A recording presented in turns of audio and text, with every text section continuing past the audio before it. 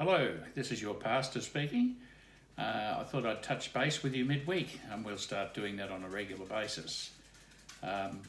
We're home here. We've got our dogs with us. As many of you have pets around, we have our 3 dogs, and so we have Lily, who's with us here, and Lily's a lovely little dog, but she has fits every now and then, so we have to watch her and give her medication. All of them are from rescue, dog rescue. We have Munchie, who's Shelby, and Shelby's just come in. Shelby, what you doing? Come on, up you come. Up you come. Come on, see if I can get you up here. Hey, come on. That's it, there we go, there. This is Shelby, and what they like to do, these dogs, they like to get the middle of the toilet roll, the cardboard piece, and they like to go and grab them when they're available, and they will eat those. And that's part of their delicacy, eating the inside of the toilet roll. So Shelby's a lovely dog. She's about, what is she, Sharon, 8 months? 10. 10 months, 10 months old. And they've all just been out for a walk just recently. The other one is Murphy, and he's around here somewhere.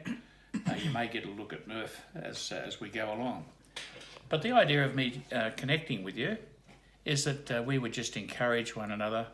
It's a pretty challenging time being alone in the house, or even if you've got family members, to be locked away and not being able to get out as much as you would like, or to connect with the church family on a Sunday. We have to rely upon our telephone and other media to be able to communicate. And not all of us are au fait with how to use Zoom or how to use Skype or even how to use emails. So this is for everybody, just a word of encouragement. And I want to just encourage you to keep on believing, keep on praying, keep on thinking about other people and bringing them up and encouraging them, or by whatever means, letting them know that you're thinking about them. I know one member of our congregation, she makes pies and tarts and things like that and gives them away. And I know others of you are using the phone to pray with people, and this is all good. I'd like to encourage you to continue to do that. So this is very much an informal little touch base, if you like. This is our home. I've introduced you to a couple of our dogs, and of course Sharon's taking this video. And I just want to share a bit of a light-hearted story with you because we have the dogs, and because dogs are an important part of not only our lives but perhaps other people's as well. I want to share with you a dog story, and this is about a dog who could talk. And sometimes people might think that dogs can actually speak, and especially around dinner time, our dogs will come and start giving us a nudge with the nose, or when they want to go for a walk, they'll give a nudge with their nose, and they want to convey a clear message that they want something. Well, this dog could speak well, and so this fellow was in a restaurant, and he saw this dog chatting away to its owner, and they were conversing away, and he thought to himself, my goodness, if I could only purchase this dog, I'd make a lot of money. And so he went up to the owner and he said, how much do you want for your dog? And the owner said to him, look mate, I wouldn't disappoint you. He's not for sale. And this fellow thought, well, that's a funny thing to say. So anyway, he went back and he continued to drink his coffee. And then he saw the dog chatting with a few other people. And he thought to himself, well, this is fantastic. So he went back and said to the owner, name your price. You tell me what it is you want. And the owner said, look, mate, I wouldn't disappoint you. He's not for sale. And once again, the fellow was taken back. It's a strange thing to say. So he went back to his table, and then he watched the dog conversing, and he thought, I know, I'll go and have a chat to the dog. So he goes up to the dog, and he begins to have a chat. And in the conversation, this dog, some of the things that he said, that he'd done, were just amazing. He'd been over to Afghanistan with the troops. He'd had an audience with the Pope. He'd been to the White House and been nominated for awards to do with the military. He'd been to visit the Queen and had afternoon tea with the Queen, and he'd travelled all over the world. He'd been invited to all sorts of places, seen all sorts of things, and he became world famous. Well, that's what he said at least. And this fellow thought, well, I really can't stop here. I have to have this dog. So he goes back to the owner and he says, how much? Come on, you want to sell him. Come on, how much? He said, mate, look, I wouldn't disappoint you. I wouldn't disappoint you. And he said, why do you keep saying that? I wouldn't disappoint you. Why do you keep saying that? He says, well, it's like this, mate. That dog, he's the biggest liar. He's never been out of the backyard in his life. Well, I hope you enjoyed that little joke. I like telling jokes, and I connect with people and occasionally share a joke with them. I have a friend who I ring up from time to time, and he rings me with the latest joke which we can use. And I often use jokes, as you might realise, in sermons or in anger management even, because they're good stories. So I want to encourage you to, just inquire about people, ask after not only their health, but just share some little bit of news with them, something that will help them. And so I'd like to share a devotional with you before I go. And that's taken from a time when I was in college. And this particular year, the whole college was going to celebrate the Salvation Army centenary. And so it was a centenary, I think, of one of the churches over in South Australia, a place called Adelaide Congress Hall. And so the whole college was going to go over there to help them celebrate. And they were going to spend about 10 days looking at the work and ministry of the Salvation Army in South Australia and in various churches, including Adelaide Congress Hall. And part of that was visiting institutions, like a homeless men's institution or addiction, a detox centre or a program. And so when we were over there, it was decided, will we go and visit a women's institution, a place where women would go as a part of a refuge and where they'd get a lot of support. So we went, and while we were there, I felt the need to go to the bathroom. And so I said to the matron, is there anywhere I can go to the bathroom here? And she said, yes, come with me.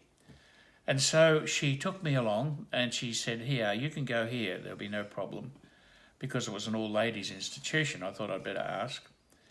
So anyway, I went in and I went into my cubicle, and something must have gone astray with communication.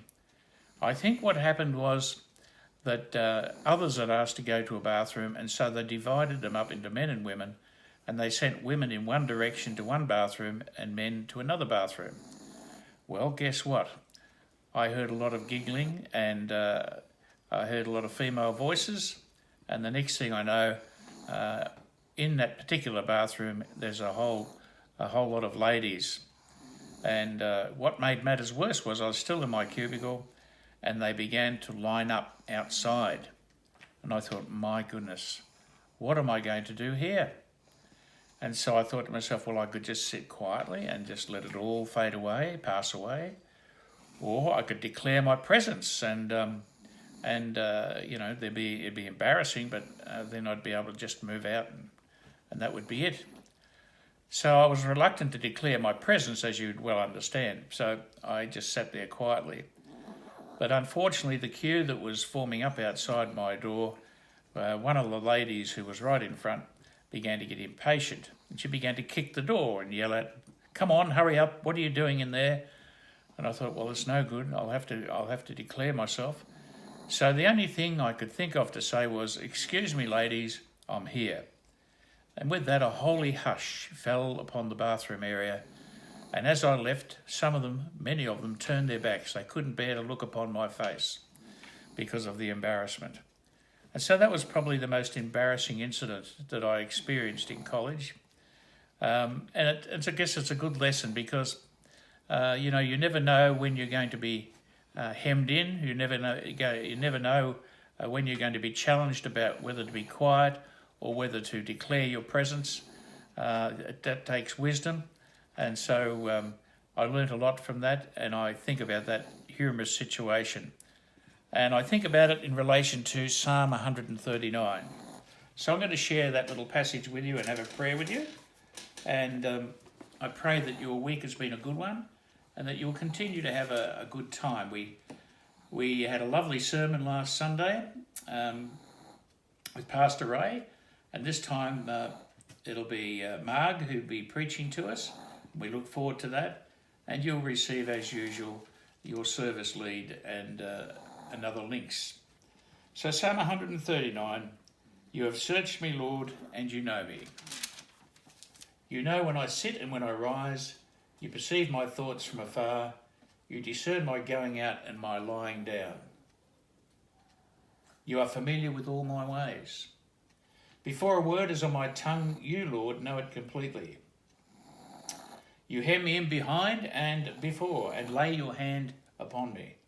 Such knowledge is too wonderful for me, too lofty for me to understand or to attain.